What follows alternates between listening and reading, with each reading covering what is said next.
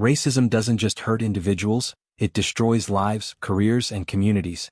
But sometimes, karma has a way of turning the tables in the most unexpected ways. This is a story about power, prejudice, and the moment everything changed. Buckle up because this one will leave you speechless.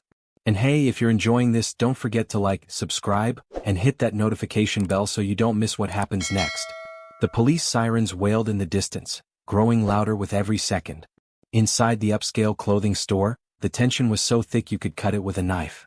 Customers froze, their eyes darting between the store manager, a middle-aged woman named Linda Harper, and the man she had just accused of stealing. His name was Tom Johnson, a tall, well-dressed black man in his early 40s. Tom stood calmly, his arms crossed, his expression unreadable. But his eyes, those piercing dark eyes, burned with a quiet fury. "I don't know what you're trying to pull," Linda hissed, her voice trembling with anger. "But you're not leaving this store until the police get here. I don't care who you think you are." Tom didn't flinch. He simply tilted his head, a small, almost amused smile playing on his lips. "You're making a huge mistake," he said, his voice calm but firm. "One you're going to regret." Linda scoffed, her face red with indignation. "Oh, I'm the one who's going to regret this? You're the one who's about to be arrested." The other customers whispered among themselves, some recording the scene on their phones. A young woman named Emily, who had been browsing through the racks, stepped forward. "Excuse me, ma'am," she said nervously, "but I've been here the whole time. You didn't take anything. I think there's been a misunderstanding." Linda shot her a glare. "Stay out of this, sweetheart. I know what I saw." Tom sighed, shaking his head. "You really don't, Linda. But you're about to find out." Just then, two police officers burst through the door, their hands resting on their holsters. "What's going on here?" one of them asked, his eyes scanning the room.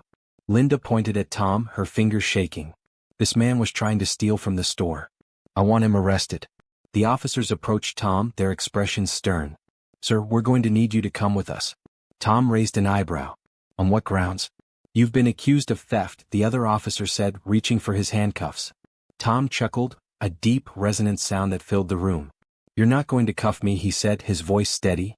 "In fact, you're going to want to hear what I have to say before you do anything you'll regret." The officers exchanged a glance, clearly unsure how to proceed. Linda, however, was having none of it. "Don't listen to him. He's just trying to weasel his way out of this. Arrest him." Tom reached into his pocket, and the officers tensed, their hands moving to their weapons. But instead of pulling out a weapon, Tom produced a small, sleek business card. He handed it to one of the officers, who read it aloud. "Tom Johnson, CEO of Johnson Enterprises." The officer's eyes widened as he looked up at Tom. "Wait, Johnson Enterprises? As in, the owners of this store?" Tom nodded, his smile widening. "That's right. I own this chain. Every single store. Including this one." The room fell silent. Linda's face went pale, her mouth opening and closing like a fish out of water. The officers stepped back, their hands dropping to their sides. Tom turned to Linda, his expression now deadly serious. "You accused me of stealing from my own store," he said, his voice low and cold. "You called the police on me, humiliated me in front of all these people, and for what? Because I'm a black man in a nice suit? Because you assumed I didn't belong here?" Linda stammered, trying to find the words, but nothing came out.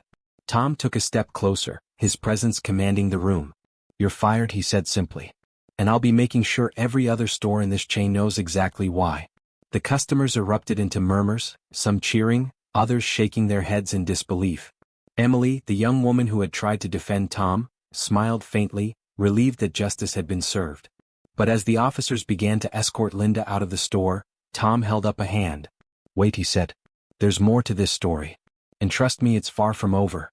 2 hours earlier, Tom Johnson had been sitting in his office, going over the quarterly earnings report for Johnson Enterprises.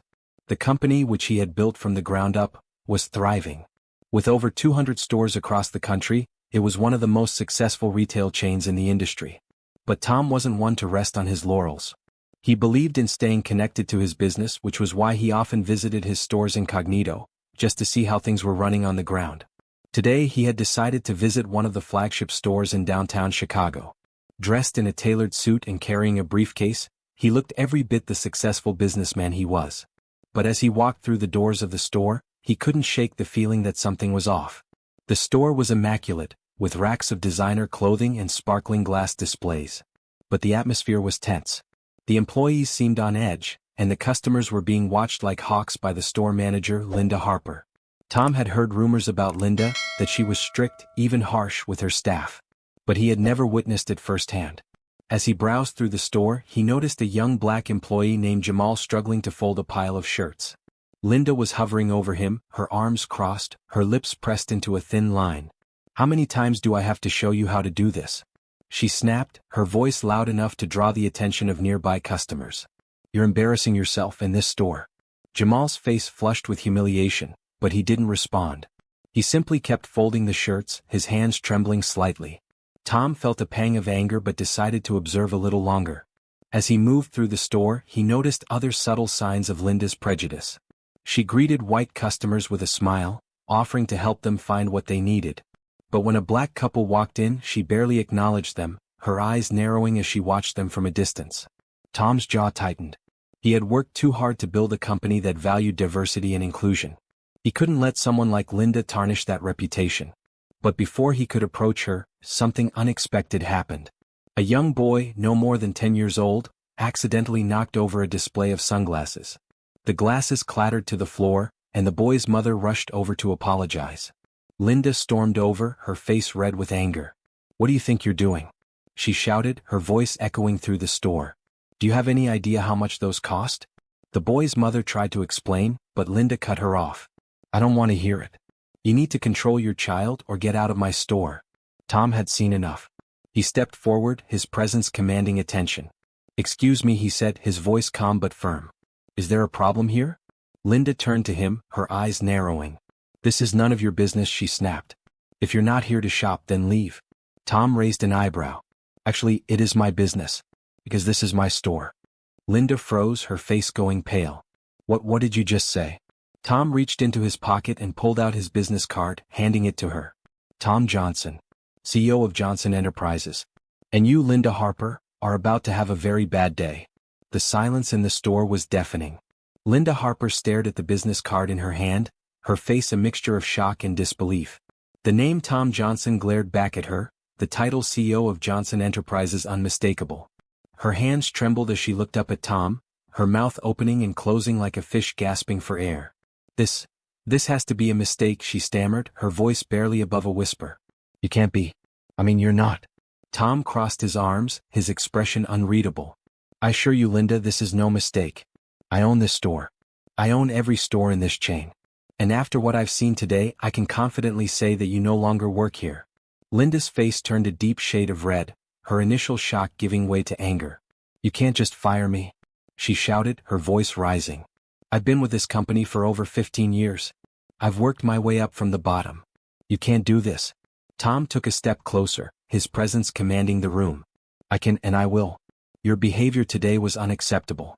You humiliated an employee, racially profiled customers, and abused your power. That's not the kind of leadership this company stands for." The customers and employees in the store watched the scene unfold, their eyes wide with disbelief. Jamal, the young employee Linda had berated earlier, stood frozen, unsure of what to do. Emily, the customer who had tried to defend Tom, felt a surge of relief. Justice was finally being served. But Linda wasn't ready to back down. "You think you can just waltz in here and fire me?" she spat, her voice dripping with venom. "I'll sue you. I'll take this company down."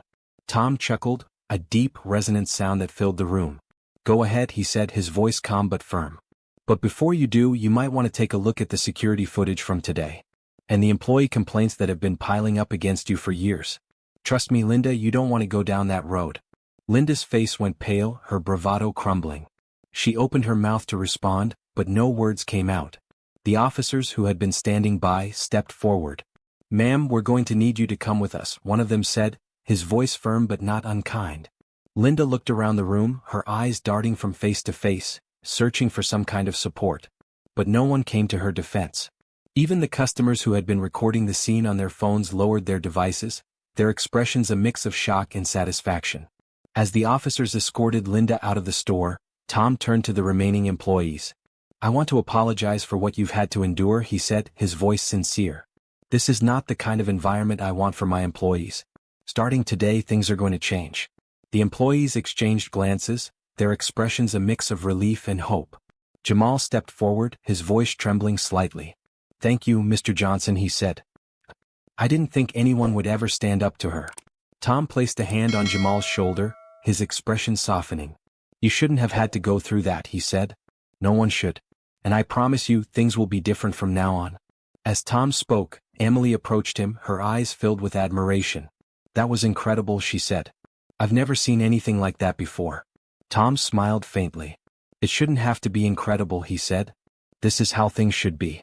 People should be treated with respect no matter who they are." Emily nodded, her smile widening. "Well, for what it's worth, I think you're amazing." Tom chuckled, his smile reaching his eyes. "Thank you. That means a lot." As the store began to settle down, Tom took a moment to gather his thoughts. He knew that firing Linda was just the first step. There was still a lot of work to be done to ensure that his company lived up to its values. But for now, he allowed himself a small moment of satisfaction. He turned to Jamal, who was still standing nearby, looking a little shell-shocked. "Jamal, right?" Tom asked, his voice gentle. Jamal nodded, his eyes wide. "Yes, sir." Tom smiled. "You handled yourself well today. I know it wasn't easy, but you kept your composure. That takes strength." Jamal's face flushed with pride. "Thank you, Mr. Johnson. That means a lot." Tom clapped him on the shoulder. "Keep up the good work. And if you ever need anything, don't hesitate to reach out." As Tom made his way through the store, he noticed the other employees watching him, their expressions a mix of awe and gratitude. He knew that his presence had made an impact, but he also knew that real change would take time. He approached the young boy who had knocked over the sunglasses earlier. The boy was standing with his mother, looking a little sheepish. Tom knelt down to his level, his expression kind. "Hey there," he said, his voice warm. "You okay?" The boy nodded, his eyes wide. "I'm sorry about the glasses," he said, his voice trembling slightly. Tom smiled. "It's okay. Accidents happen. What's important is that you learn from them. And from what I saw, you handled it pretty well." The boy's mother smiled, her eyes filled with gratitude. "Thank you, Mr. Johnson. You have no idea how much this means to us." Tom stood up, his smile widening. "It's my pleasure. I want this store to be a place where everyone feels welcome. And that starts with treating people with kindness and respect." As Tom continued to speak with the customers and employees, he couldn't help but feel a sense of pride. He had built this company from the ground up, and he was determined to make it a place where everyone could thrive. But as he looked around the store, he knew that there was still one more thing he needed to do. He pulled out his phone and dialed a number, his expression serious. "Hey, it's me," he said when the call connected. "I need you to pull up all the security footage from today. And get me a list of every employee complaint filed against Linda Harper. We're going to make sure this never happens again." The sun had set, casting a golden glow over the Chicago skyline. Inside the store, the atmosphere was still buzzing with the aftermath of the day's events. Tom Johnson stood near the entrance, his phone pressed to his ear, his expression intense. The call was brief but decisive. By the time he hung up, he knew what needed to be done. "Jamal," Tom called out, his voice cutting through the low hum of conversations. The young employee, who had been quietly restocking a display, looked up, startled. "Yes, Mr. Johnson? I need you to gather everyone, employees and customers still here. We're having a meeting in 5 minutes," Tom said, his tone leaving no room for argument. Jamal nodded quickly and began rounding people up. The store, which had been winding down for the evening, suddenly came alive again. Employees exchanged curious glances, while customers hesitated, unsure if they should stay or leave. But something about Tom's presence made it clear that this was important. Within minutes, a small crowd had gathered near the center of the store. Tom stood on a raised platform, his eyes scanning the room. He didn't need a microphone. His voice carried effortlessly. "Thank you all for staying," he began, his tone calm but commanding. "I know today has been eventful. But what happened here today isn't just about one person. It's about a culture that has been allowed to fester in this store and possibly others. And I'm here to tell you that it ends now." The room fell silent, every eye fixed on Tom. He continued, his voice steady but filled with emotion. "I built this company from nothing. I started with one small store, a dream, and a belief that everyone, no matter who they are or where they come from, deserves to be treated with dignity and respect. What I saw here today was a betrayal of that belief. And I won't stand for it." He paused, letting his words sink in. Then he reached into his pocket and pulled out a small remote. With a click, a large screen mounted on the wall flickered to life. The security footage from earlier began to play. The room watched in stunned silence as the events unfolded on screen. There was Linda berating Jamal in front of customers. There she was, ignoring the black couple while fawning over white customers. And there she was, screaming at the young boy who had knocked over the sunglasses. The footage was damning and it left no room for doubt. When the video ended, Tom turned back to the crowd. "This isn't just about Linda," he said. "This is about accountability. It's about making sure that everyone who walks through these doors, whether they're an employee or a customer, feels valued and respected. And it's about making sure that no one ever has to go through what Jamal or that young boy or any of you went through today." He took a deep breath, his gaze sweeping the room. "Starting tomorrow, there will be new policies in place. Mandatory diversity training for all employees. A zero-tolerance policy for discrimination of any kind. And an anonymous hotline for reporting misconduct. But more than that, I want this store to be a model for what Johnson Enterprises stands for. And I need your help to make that happen." The room erupted into applause, the sound echoing off the walls. Employees smiled, some even wiping away tears. Customers nodded in approval, their faith in the store and in Tom restored. But just as the applause began to die down, a voice cut through the noise. "This is all very touching, but you're forgetting one thing." Everyone turned to see a man standing near the back of the room. He was tall, with sharp features and a suit that screamed money. His name was Victor Langston, a high-profile investor in Johnson Enterprises, and someone Tom had butted heads with more than once. "Victor," Tom said, his tone cautious. "What are you doing here?" Victor smirked, stepping forward. "I heard there was some drama going on, so I thought I'd see for myself. And let me tell you, Tom, this little stunt of yours is going to cost you." Tom frowned. "What are you talking about?" Victor's smirk widened. "You just fired one of your most experienced managers on the spot. Do you have any idea how bad that looks? Not to mention the lawsuits she could bring against you. This isn't just about one store, Tom. This is about the entire company. And if you think the board is going to stand by and let you destroy everything we've built, you're sorely mistaken." The room fell silent again, the tension palpable. Tom stared at Victor, his jaw tight. "This isn't about money or appearances, Victor. This is about doing what's right." Victor chuckled, a cold, humorless sound. "Right? Wrong. This is about business. And if you keep going down this path, you're going to find yourself out of a job." The threat hung in the air, heavy and unspoken. Tom took a step forward, his eyes locked on Victor's. "If standing up for what's right means losing everything, then so be it. But I won't back down. Not now. Not ever." Victor's smirk faltered just for a moment. Then he shrugged, turning to leave. "We'll see about that." As Victor walked out of the store, the room erupted into whispers. Tom stood tall, his expression unreadable. But inside, he knew that the battle was far from over. The rest of the evening passed in a blur. Tom spent hours speaking with employees, listening to their concerns and reassuring them that things would change. By the time he finally left the store, it was late, and the streets of Chicago were quiet. But as he walked to his car, his phone buzzed. It was a text from his assistant, Sarah. "Emergency board meeting tomorrow morning." Victor called it. "Be ready."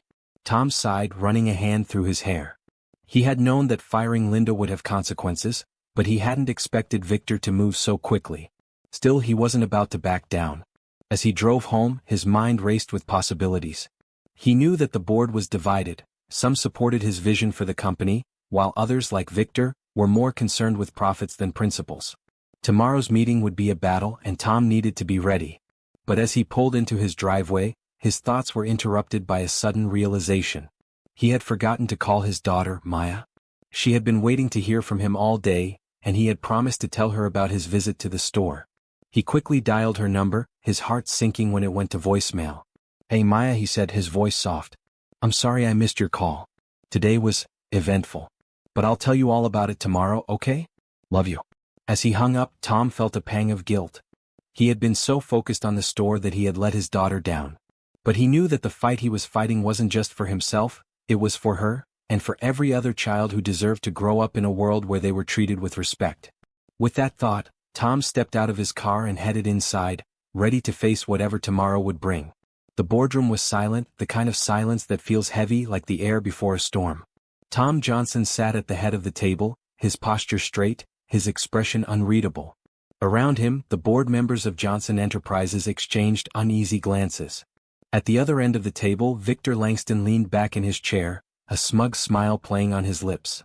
"Let's get straight to the point," Victor said, breaking the silence. Tom's actions yesterday were reckless, irresponsible, and potentially catastrophic for this company. Firing a longtime manager on the spot? Publicly humiliating her in front of customers and employees? Do you have any idea how bad that looks? Tom didn't flinch. He met Victor's gaze head-on, his voice calm but firm. What looks bad, Victor, is allowing a culture of discrimination and abuse to thrive in our stores. What looks bad is turning a blind eye to the suffering of our employees and customers. What looks bad is prioritizing profits over people. Victor's smirk faltered, but only for a moment. This isn't about people, Tom. This is about business. And your little stunt yesterday could cost us millions. Not to mention the lawsuits Linda Harper could bring against us. Tom leaned forward, his eyes narrowing. If Linda wants to sue, let her. I have security footage, employee testimonies, and a mountain of evidence to back up my decision. But more importantly, I have a responsibility to do what's right. And if that means losing money, then so be it. The room erupted into murmurs, the board members exchanging worried glances. One of them, a woman named Patricia Hayes, cleared her throat. Tom, we understand your concerns, but Victor has a point. This could have serious financial repercussions for the company. Are you sure this is the best way to handle things? Tom turned to Patricia, his expression softening. Patricia, I didn't build this company to make money. I built it to make a difference. And if we lose sight of that, then what's the point? Yes, there will be challenges. Yes, there will be costs. But in the end, doing what's right is always worth it. The room fell silent again, the weight of Tom's words hanging in the air. Victor, however, wasn't ready to back down. This is all very noble, Tom, he said, his voice dripping with sarcasm. But the board has a responsibility to the shareholders. And if you're not willing to do what's best for the company, then maybe it's time for a change in leadership. The threat was clear, and it sent a ripple of tension through the room. Tom took a deep breath, his mind racing. He knew that Victor had allies on the board, and if it came to a vote, the outcome was far from certain. But before Tom could respond, the door to the boardroom burst open. Everyone turned to see Jamal, the young employee from the store, standing in the doorway, his face flushed and his breathing heavy. I'm sorry to interrupt, Jamal said, his voice trembling slightly. But I thought you should see this. He held up a tablet, his hands shaking as he pressed play. The screen came to life, showing a live news broadcast. The headline read, CEO fires racist manager, vows to make changes, customers and employees react. The video cut to interviews with customers and employees from the store. Emily, the young woman who had defended Tom, was speaking directly to the camera. What Mr. Johnson did yesterday was incredible, she said, her voice filled with emotion. He stood up for what's right even when it wasn't easy. That's the kind of leadership we need more of. Next was Jamal, his face serious but hopeful. I've worked at this store for 2 years and I've never felt valued until yesterday. Mr. Johnson showed us that our voices matter. That we matter.